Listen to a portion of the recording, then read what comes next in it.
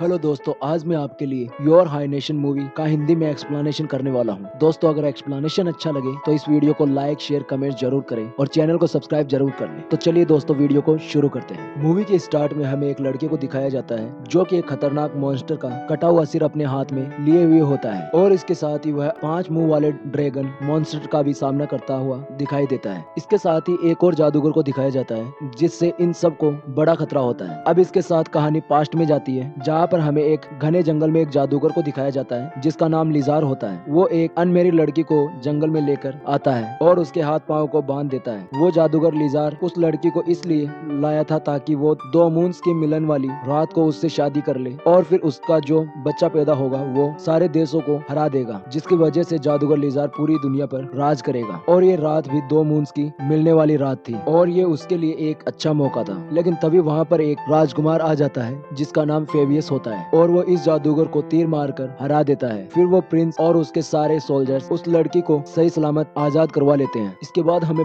बताया जाता है कि यह कहानी 100 साल बाद रिपीट होती है। अब सीन शिफ्ट होकर सीधा 100 साल बाद आता है जहाँ पर हमें एक देश दिखाया जाता है। उस देश में राजा के 2 बेटे होते हैं, एक का नाम फेबियस होता है और दूसरे का नाम थ्रीडियस होता है। फेबियस वही जिसने जादूगर लिजार को हराया था और यहाँ पर हमें फेबियस के बारे में और अधिक जानने को मिलता है। फेबियस गुड लुकिंग के साथ बहादुर भी होता है क्योंकि उसने बहुत सारी वॉर्स जीती थी, लेकिन इसके मुकाबले में उसका भाई वैसा नहीं होता जैसा कि फेबियस होता है। वो उसका पूरा अपोजिट होता है, इसलिए सभी लोग फेबियस को ज्यादा पसंद करते हैं लेकिन थ्रीडियस को कोई पसंद नहीं करता। यहाँ तक कि उसके पिता यानी कि किंग भी उसे पसंद नहीं करते और उसे नालायक समझते हैं और वो समझते हैं कि वो तो बिल्कुल बेकार इंसान है। एक दिन फेबियस एक और जंग जीत कर अपने देश वापस आता है। असल में यहाँ पर फेबियस ने किसी और को नहीं बल्कि जादूगर लिजार को हराया था और वो जादूगर के एक साथी का सर काटकर सबूत के तौर पर अपने साथ लाया होता है। अब फेबियस वो कटा हुआ सर सबको दिखाता है क्योंकि लिजार उनका बहुत पुराना दुश्मन भी होता है और वो हमेशा उनके राज्य को नुकसान पहुंचाने में लगा रहता था। अब फेबियस की इस बहादुरी पर सब लोग उसकी तारीफ करते हैं। दूसरी तरफ थ्रीडियस को किंग ने जो काम दिया था वो उसमें कामयाब नहीं होता, इसकी वजह से वो काफी अपसेट होता है। फिर फेबियस वहाँ पर मौजूद लोगों को स्पीच देता है पर इन सब से थ्रीडियस को थोड़ा बुरा लगता है। अब फेबियस उस लड़की को भी अपने साथ लाया होता है जिसको उसने लिजार जादूगर से बचाया था। वो लड़की बहुत खूबसूरत होती है। फेबियस उसे अपने फादर यानी किंग से भी मिलवाता है और फेबियस उसकी बातों से काफी इम्प्रेस होकर उसे पसंद करने लगता है। इसी बीच वो उससे शादी के लिए प्रपोज भी कर देता है। खाने के दौरान फेबियस थ्रीडियस की भी काफी तारीफ करता है। वो उसे काफी मोटिवेट भी करता है कि तुम जो चाहो वो कर सकते हो, तुम्हारे अंदर भी वो एबिलिटी है जो मेरे अंदर है। अगले दिन थ्रीडियस फेबियस के एक सैनिक की बात सुन लेता है जो कि कह रहा होता है कि थ्रीडियस बहुत ही बुज़दिल और बेकार इंसान है, इसके साथ वो बेवकूफ भी है और वो यह डिजर्व ही नहीं करता कि वो किंग बन सके, वो किंग बनने के लायक नहीं है। यह सुनकर थ्रीडियस को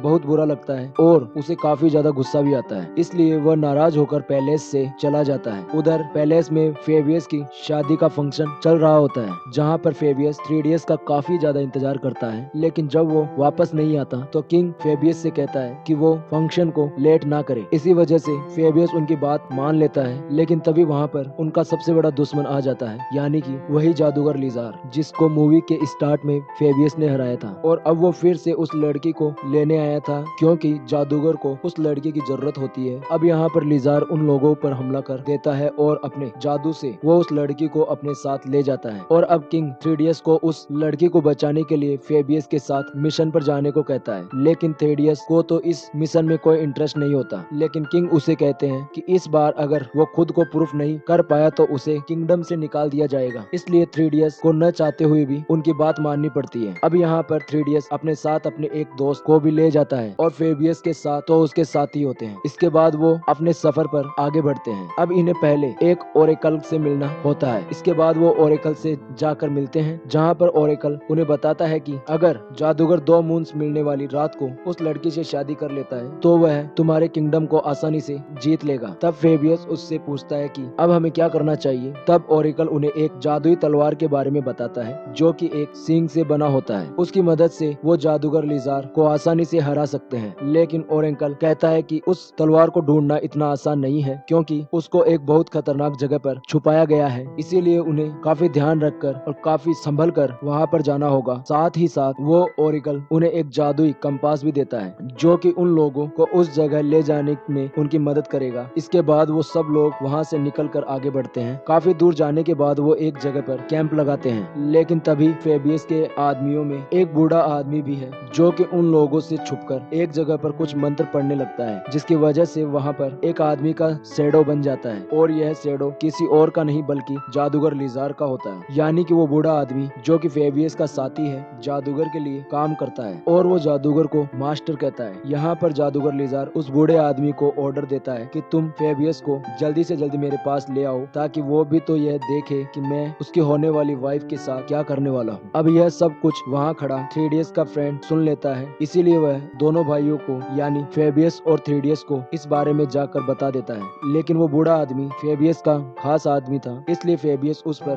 बहुत विश्वास करता था, जिसके कारण फेबियस खुद जाकर उससे मिलता है और इसके बारे में पूछता है। लेकिन यहाँ पर वो बूढ़ा आदमी इस बात से इनकार नहीं करता और कहता है कि हाँ, मैं लिजार के लिए काम करता हूँ क्योंकि वो मेरा मास्टर है। और फिर वो उन लोगों को अपने जादू से डिस्ट्रैक्ट करके वहाँ से भागने लगता है। लेकिन यहाँ 3DS का फ्रेंड उसे पकड़ लेता है और वो लोग उसे कैंप में ले जाते हैं। अब कैंप में आने के बाद फेबियस को एक और बात का पता चलता है कि उसका राइट हैंड यानी जो उसका वफादार था वो भी लिजार के साथ मिला हुआ है। वो फेबियस को बताता है कि लिजार ने बाकी सबको मारने और तुम्हें कैद करने का हुक्म दिया है, इसीलिए वो अपने साथियों को ऑर्डर देता है फेबियस के साथियों को मारने का। लेकिन वो सब किसी तरह से वहाँ से भाग निकलते हैं। वो घोड़े गाड़ी से भाग रहे होते हैं, वहीं पर उनकी आपस में फाइट भी होती है, लेकिन फिर भी ये खुद को बचाने में कामयाब हो जाते हैं। और जब यह बात लिजार को पता चलती है तो उसे बहुत गुस्सा आता है। अब रास्ते में ये लोग काफी ज्यादा थक जाते हैं, इसलिए ये लोग जंगल में एक जगह पर रुक जाते हैं, जहाँ पर फेबियस का पालतू कौवा उसके पास में आता है और फेबियस उसके द्वारा अपने पिता यानी किंग को मैसेज भेजता है कि हमारे साथियों ने हमारे साथ ही धोखा किया है, इसलिए किंग उसकी मदद के लिए उनके लिए आर्मी भेजे, जिसकी मदद से वो लिजार से फाइट कर सके और उसे हरा सके। अभी वो लोग थोड़ा आगे बढ़े ही थे कि तभी उनके सामने एक लड़की आ जाती है। अब अकेली लड़की को इतने सुनसान जंगल में देखकर वे लोग काफी ज्यादा हैरान हो जाते हैं। लेकिन इससे पहले फेबियस उससे यह पूछता कि वो यहाँ पर क्या कर रही है। वहाँ पर जंगली कबीले के लोग आकर उन्हें पकड़ लेते हैं। उन कबीले का लीडर काफी ज्यादा जालिम इंसान होता है और वो उन लोगों को काफी बड़े और अजीब तरह के जानवर के सामने फेंक देता है। वो जानवर काफी ज्यादा खतरनाक होता है और उसके 5 शर्त होते हैं। वो जानवर फेबियस को काट लेता है। तब 3DS के दोस्त को उसका जहर चूसकर निकालना पड़ता है। तभी वहाँ पर एक और सोल्जर की एंट्री होती है जो कि बहादुरी से उस जानवर का मुकाबला करता है और उसे मार डालता है। बाद में पता चलता है कि असल में वो सोल्जर एक लड़की है और उसका नाम इजाबेल है। दरअसल इजाबेल के फादर को इस कबीले के सरदार ने मार दिया था, इसीलिए इजाबेल यहाँ पर बदला लेने के लिए आई थी उससे अपने फादर की मौत का, और इसलिए वह उस सरदार को मार डालती है और इस तरह से उन लोगों की जान बच जाती है और वो लोग अपने सफर में आगे बढ़ते हैं। अब यहाँ पर इन्हें पता चलता है कि इजाबेल को उस जादुई तलवार तक जाने का रास्ता पता होता है, जिसके बारे में ओरेकल ने उन्हें बताया था। इसी वजह से इजाबेल उसकी मदद करने के लिए तैयार हो जाती है। यहीं पर हम नोटिस करते हैं कि 3DS इजाबेल को पसंद करने लगता है और रात के टाइम 3DS का दोस्त और फेबियस जब कहीं जाते हैं तो 3DS और इजाबेल में बातें होने लगती है, जहाँ पर 3DS इजाबेल को अपने सफर के बारे में बताता है। अब बातों ही बातों में वो उसे कंपास के बारे में भी बता देता है। नेक्स्ट मॉर्निंग जब फेबियस वापस आता है तो वह देखता है कि 3DS तो सो रहा है और ढूंढने पर उसे वो कंपास नहीं मिलता। इसके बाद में वो 3DS से पूछता है, लेकिन 3DS को कंपास का कोई पता नहीं होता। साथ ही इजाबेल भी वहाँ से गायब थी। फेबियस 3DS की इस बेवकूफी की वजह से काफी गुस्सा होता है और काफी परेशान भी, लेकिन वो इस बात को भूलकर आगे बढ़ने का फैसला करता है और बड़ी मुश्किल से इतना लंबा सफर तय करने के बाद फाइनली वो अपनी मंजिल तक पहुंच जाते हैं। अब फेबियस 3DS और उसके दोस्त को वहीं पर रुकने का कहकर अकेला ही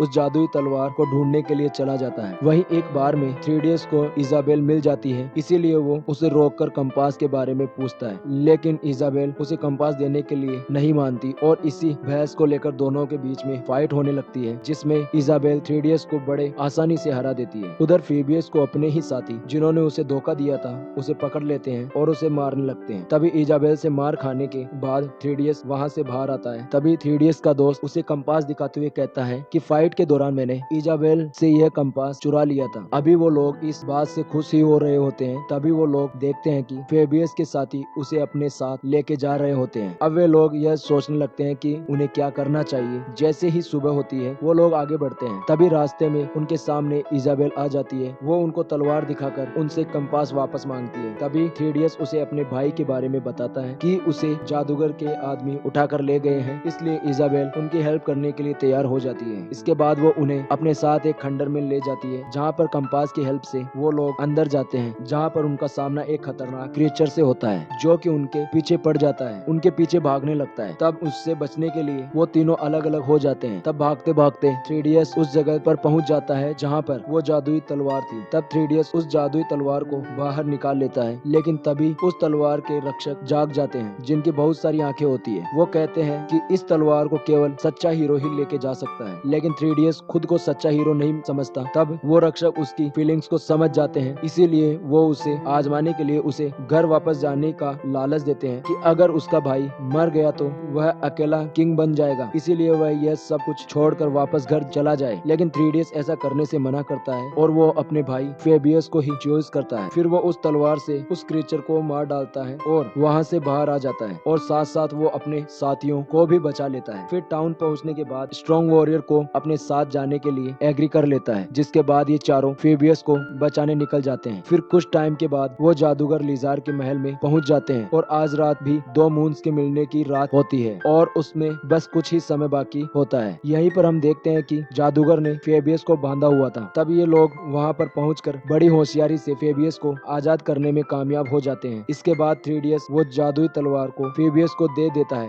जिसकी मदद से फेबियस लिजार से फाइट करने में लग जाता है। उधर 3DS और उसके साथी लिजार के बाकी साथियों से फाइट करने में लगते हैं, और इस तरह से उनके बीच में एक वॉर छिड़ जाती है। इतनी ही देर में 2 मून्स आपस में मिल जाते हैं, जिसकी वजह से लिजार का पावर और ज्यादा बढ़ जाता है। लेकिन तभी फेबियस बड़ी समझदारी से जादुई तलवार से लिजार को जान से मार देता है और फेबियस की होने वाली वाइफ को बचा लेता है। अब सब कुछ खत्म होने के बाद इजाबेल के वापस जाने का टाइम हो जाता है, इसलिए 3DS बहुत उदास हो जाता है। इजाबेल भी उसे कहती है कि मैं भी तुम्हें हमेशा याद रखूंगी और कभी नहीं भूलूंगी। इसके बाद दोनों भाई यानी कि फेबियस और 3DS अपने किंगडम वापस आ जाते हैं और पूरा किंगडम उनके जीत की खुशी मनाता है। साथ ही किंग भी काफी खुश होते हैं कि 3DS ने अपनी बहादुरी को प्रूव करके दिखा दिया, और 3DS भी बहुत ज्यादा खुश होता है। इसके बाद फेबियस की शादी हो जाती है, और कुछ दिन बाद जब 3DS अपने रूम में अकेला होता है तो उसे किसी के होने का अनुभव होता है, जो कि और कोई नहीं बल्कि इजाबेल होती है। वो उसे बताती है कि मैंने आज तक तुम्हें नहीं भुला पाई और मैंने तुम्हारे बारे में सोचना भी नहीं छोड़ा। 3DS भी उसे वहाँ पाकर बहुत खुश होता है। यहाँ पर इजाबेल 3DS को अपने श्राप के बारे में बताती है कि मुझे एक श्राप है कि मैं किसी के साथ रिलेशनशिप में नहीं आ सकती, और उस श्राप को तोड़कर ही हम दोनों एक हो सकते हैं। इसलिए इजाबेल 3DS को साथ चलने के लिए बोलती है। तब 3DS जाने के लिए तैयार हो जाता है। इसके बाद उनका सफर शुरू होता है, और इसी के साथ यह मूवी यहीं पर ही खत्म हो जाती है।